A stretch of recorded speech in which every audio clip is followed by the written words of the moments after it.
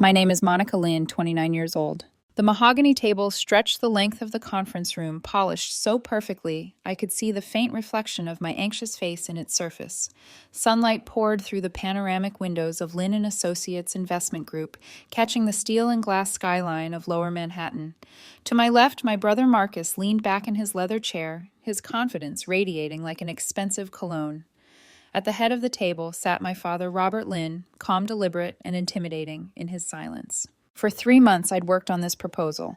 3 months of sleepless nights, spreadsheets, and prototypes, and now as I waited for my father to finish reading the summary, I could already feel the verdict in the air. "So, Monica," he said without looking up, "you're asking us to invest $800,000 in this, what did you call it, DataStream Analytics?" "Yes," I said carefully. "It's a predictive algorithm for—" Marcus cut me off, flipping through the pages lazily. "Yeah, we read the summary. All 5 pages of buzzwords and wishful thinking." "It's a 40-page proposal," I corrected. "The technical specs, market analysis, and financial projections make up the rest." "Right," he said, his tone dripping with condescension. "Because everyone loves reading fairy tales." Dad's pen tapped the table, a metronome of judgment. "Marcus," he said, "finally let her present." Marcus rolled his eyes but fell silent. I stood heart-pounding and began explaining the algorithm, how it could analyze massive data sets and forecast financial trends with higher precision than any existing model. The words came out steady at first, then steadier, until even I could hear the conviction in my voice. But as I spoke, I saw Marcus smirk. I saw my father's expression remain unreadable, and I knew this wasn't about the idea, it was about me. When I finished, the silence stretched. Finally, Marcus leaned forward, his Princeton ring glinting under the recessed lights. "Monica, let me save us all some time. This is garbage." I blinked, stunned. You've been out of college 7 years," he continued, counting on his fingers like a teacher scolding a child. "Never held a real job. Never managed a team. Never done anything except play around with coding tutorials in your apartment." "I have a computer science degree from MIT," I said quietly. "Which you've done nothing with," he laughed. "Monica, your business ideas are jokes. Remember that revolutionary social network you pitched in college, or that online education platform you swore would transform learning failures? All of them." Dad finally looked up, removing his glasses with a deliberate calm that felt sharper than any insult. "Monica," he said, "I've been in this business 35 years. I've seen thousands of pitches. I can tell you this isn't going anywhere." "You haven't even read the technical section," I said. "I don't need to." His tone was firm, final. "You're asking for nearly $1 million. Do you have any idea what kind of due diligence we do before investing that kind of money? What kind of track record we expect to see?" Marcus jumped in. "You have zero credibility, no business experience, no successful ventures, nothing that would make any serious investor look twice at this proposal." I swallowed hard. I have the algorithm. I have proof of concept. I have beta testing results. "With who?" Marcus barked a laugh.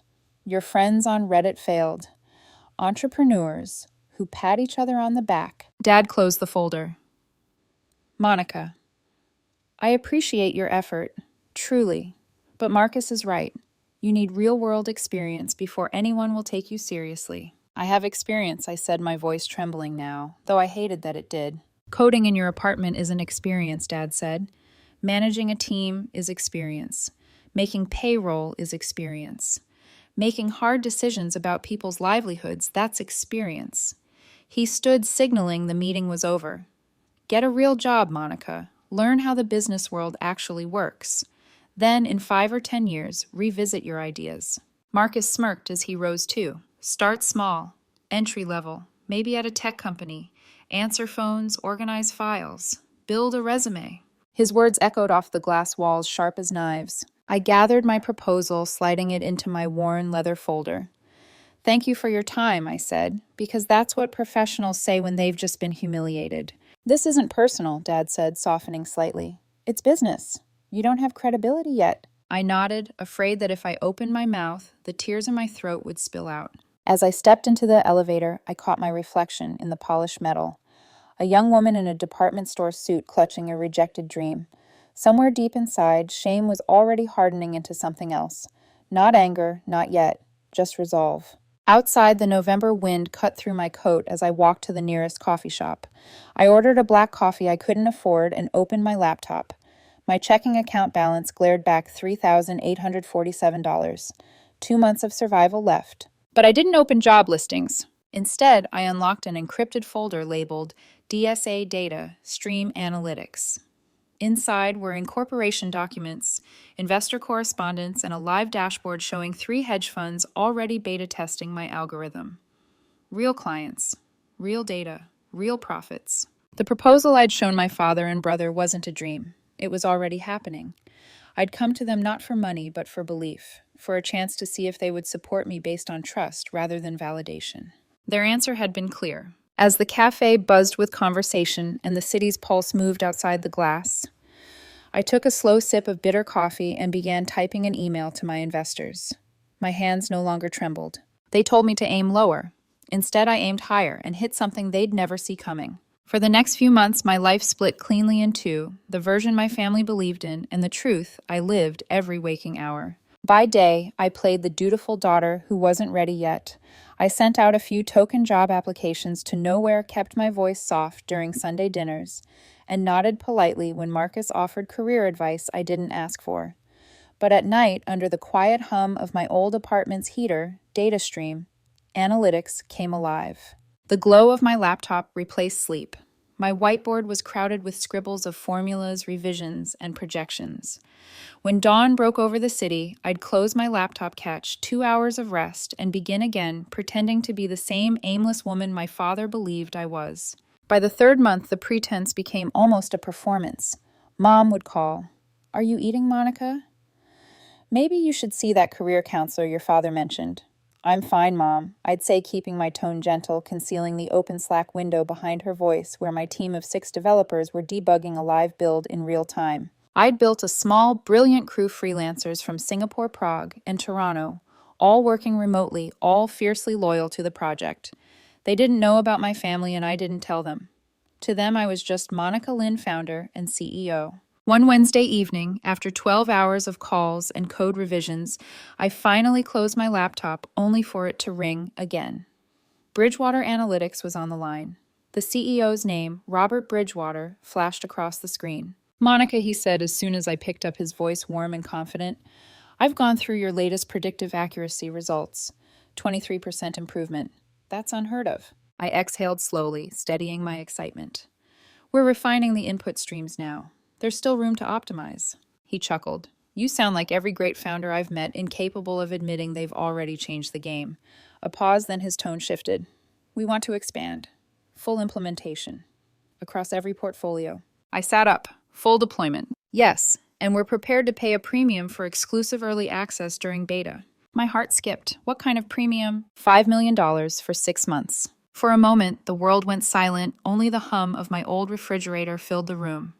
$5 million. I forced myself to keep my voice calm. "That's acceptable. I'll have my lawyers draft the contract tomorrow." He laughed again. "Lawyers? You're what, 27? 29. 29 and already more composed than half the CEOs I've worked with.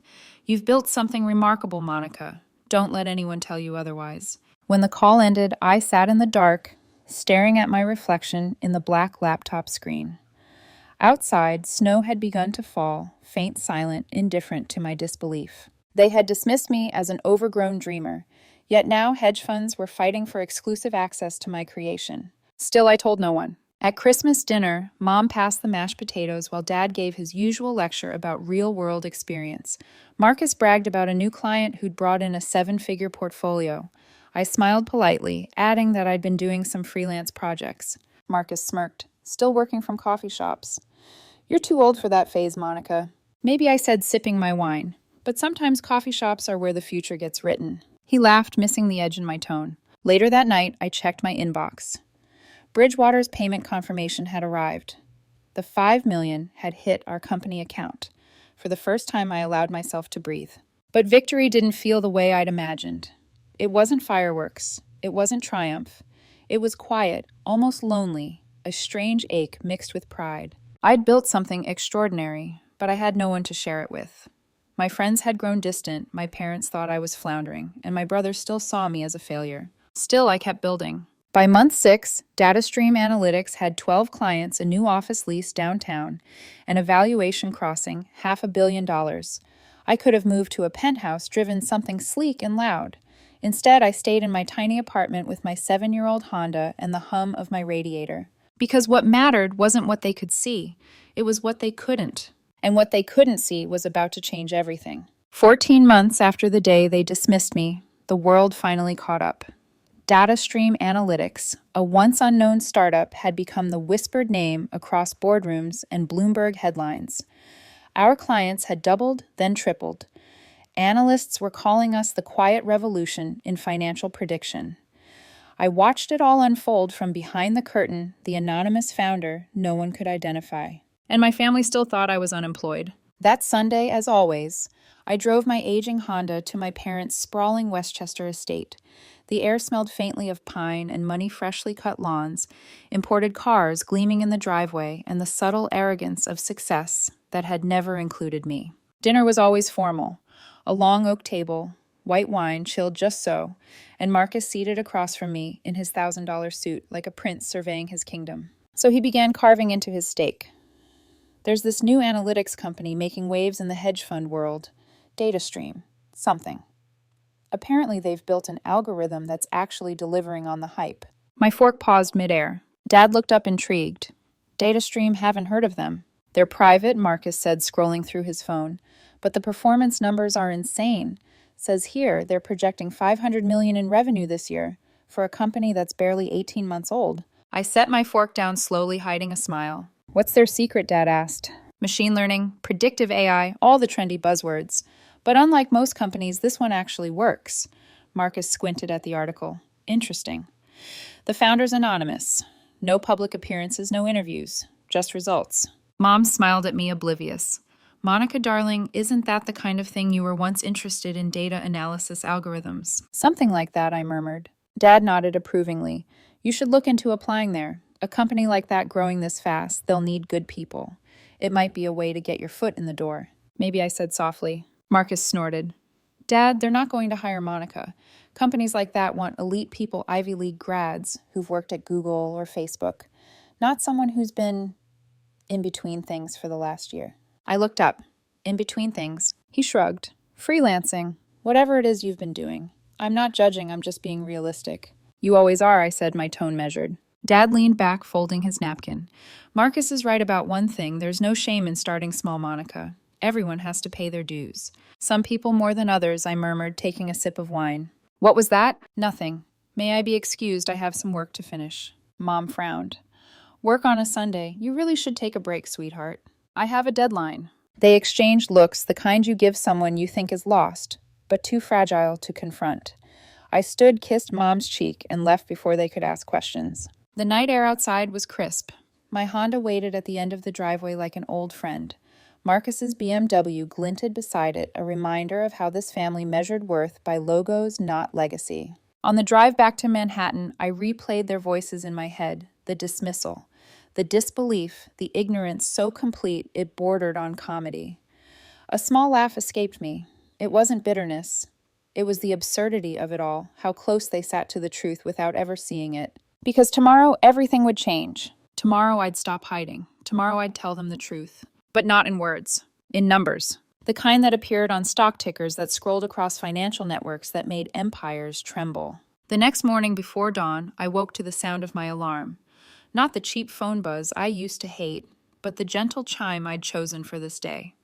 I showered, dressed in a navy suit tailored to perfection, and slipped on a pair of modest heels. The city was still half asleep when my car pulled up to Times Square.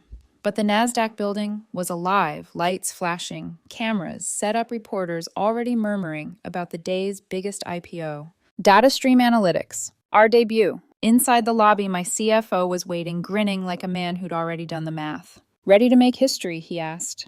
As ready as I'll ever be. At 9:30 a.m. sharp, I stood on the NASDAQ platform and rang the opening bell. The cheers, the flashes, the chaos, it all blurred into a single moment. Our stock opened at $87 a share. Within 15 minutes, it climbed past 100. By the time the market stabilized, our valuation had hit $7.2 billion. My 73% stake made me worth $5.8 billion. I didn't smile, not yet. Instead, I turned off my phone's notifications. The flood of messages from reporters, congratulatory investors, even a few former classmates suddenly remembering my name. Then I booked a car to my father's office. The same office where 14 months ago he told me I had no credibility. The same room where Marcus laughed and called my ideas jokes. As the elevator doors opened 20 floors up, I caught my reflection in the metal again. The same woman, but not the same story. Not anymore. The receptionist looked up startled as soon as I stepped through the glass doors of Lin Associates Investment Group. Miss Lin, I didn't know you had an appointment today. I don't, I said calmly. Is my father in? Yes, but he's in a meeting. I'll wait. I took a seat in the same spot I'd occupied 14 months earlier, clutching the same worn leather portfolio, though this time it wasn't rejection I carried inside it, but proof. Proof that I'd built the thing they'd said I couldn't. Across the lobby, a Bloomberg terminal displayed the day's market highlights.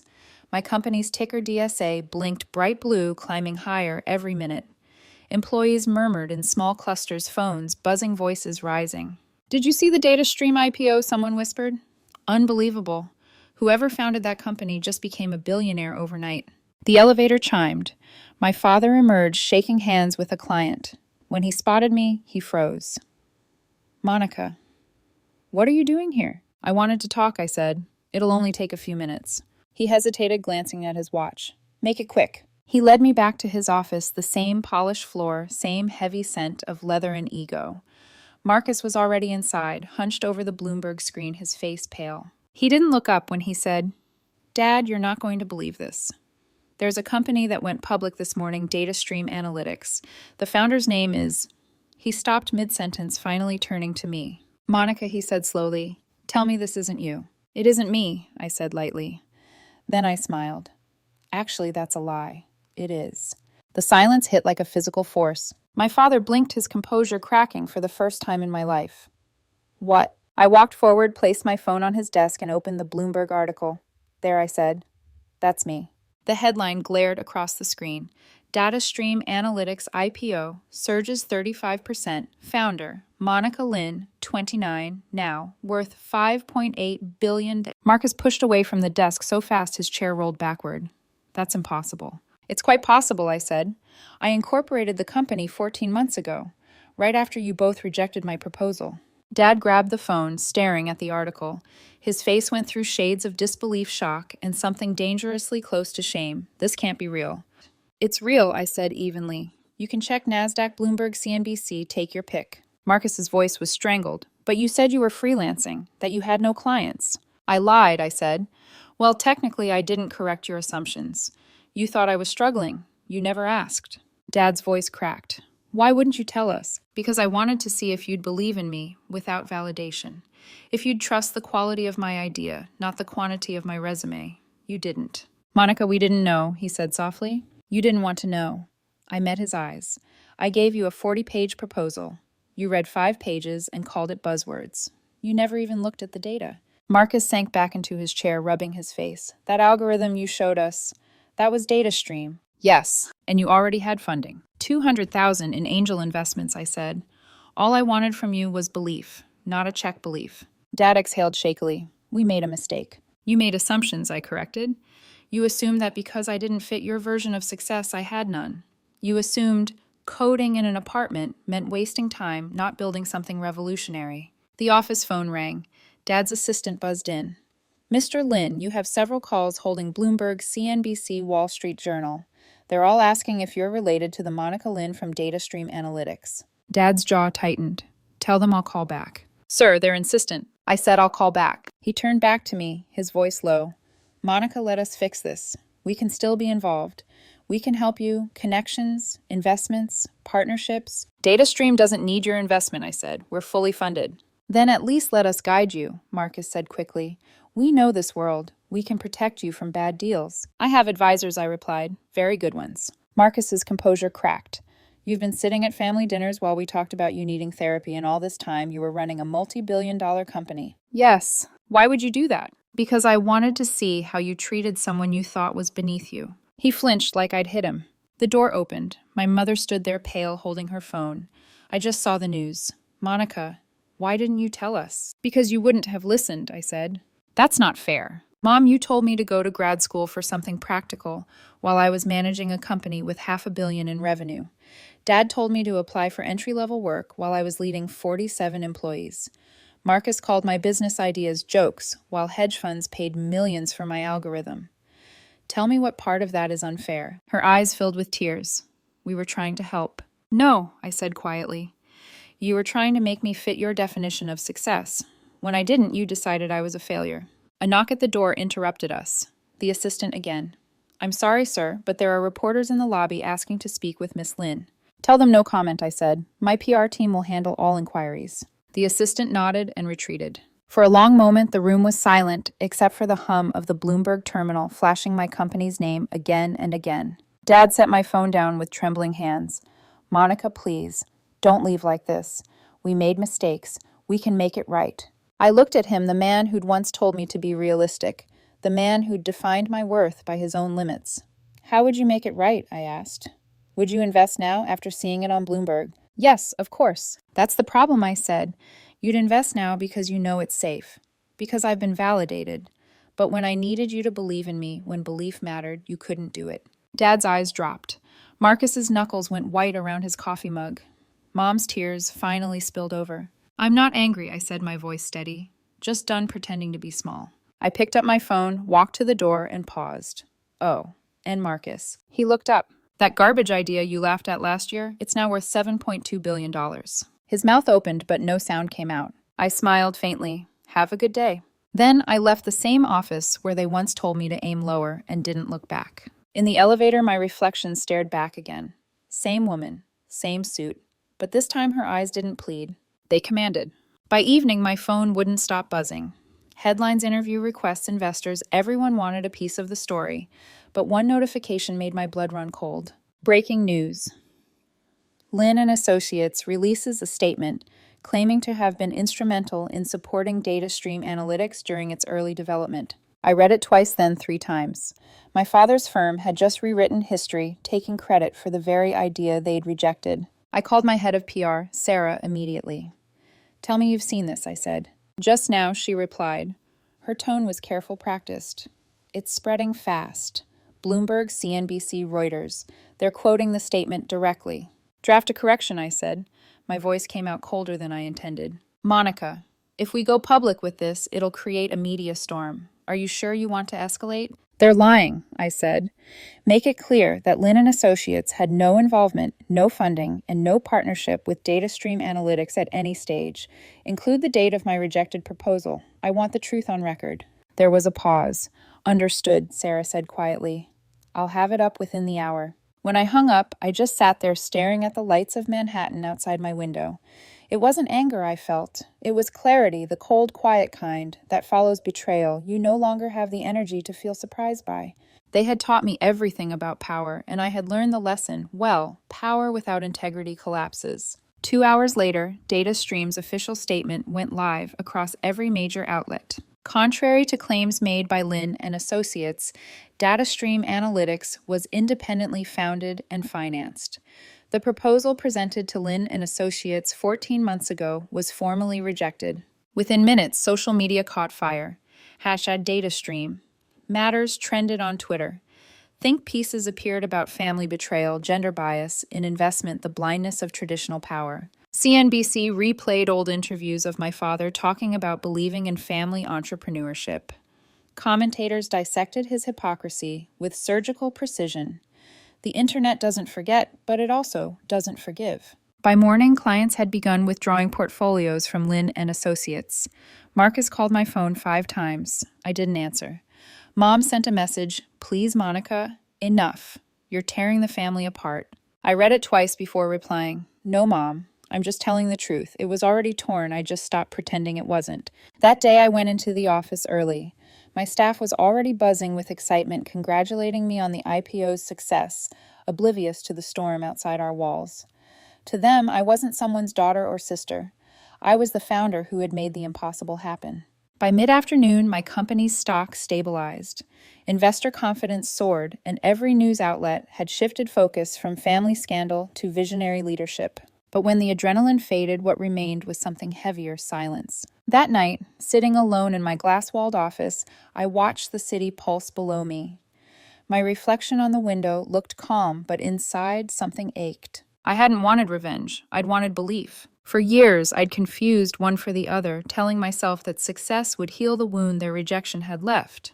But now that I had everything I dreamed of, I realized belief could never be bought, only offered. My phone buzzed again. Another message from Sarah. Your father's firm is hemorrhaging clients. Their partners are distancing themselves publicly.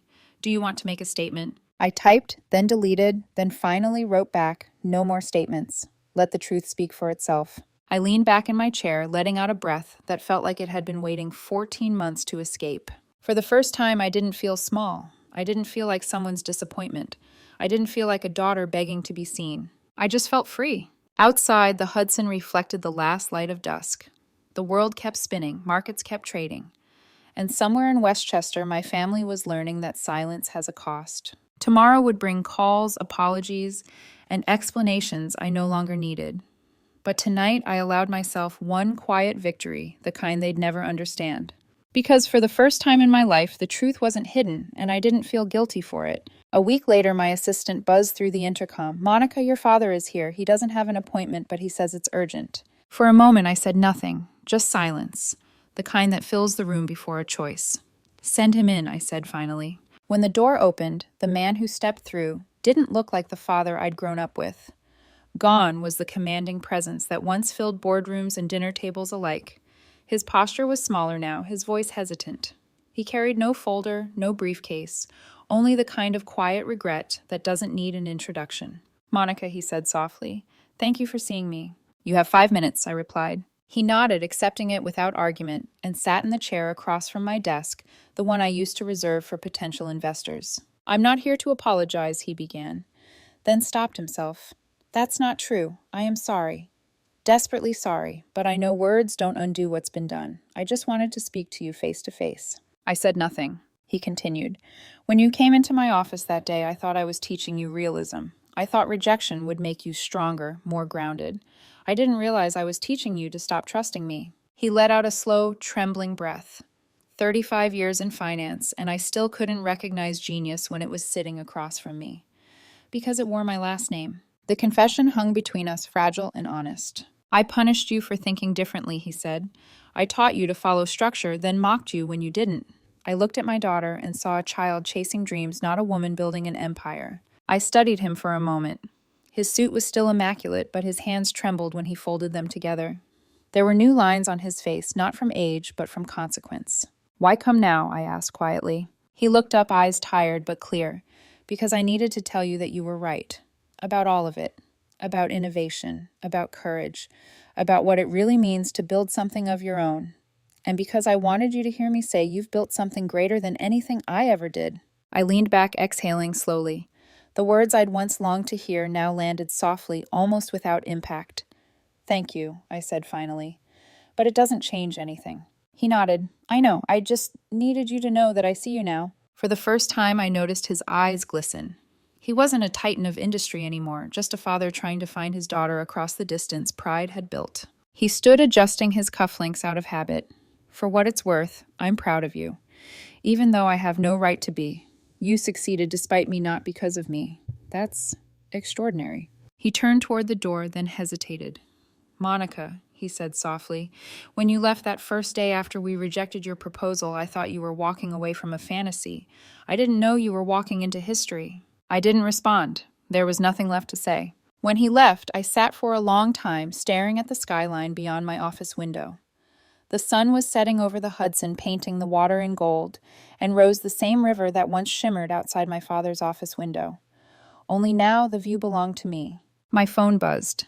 A notification from my PR. Tom. Another request from Bloomberg, an invitation to speak at a global tech summit, a quote from an analyst projecting our valuation to surpass $15 billion by next year. I set the phone aside. For once, I didn't care about numbers. Instead, I thought about the girl who walked out of that conference room a year and a half ago, clutching a rejected proposal, trying not to cry in an elevator. She had built something from silence. Not to prove them wrong, but to prove herself right. I turned off the lights in my office, leaving only the glow of the city below. The story was never about revenge. It was about belief, the kind that doesn't need permission. By 29, I had built an empire they said would never exist. And I built it not to show them what I could do, but to remind myself of what I always could.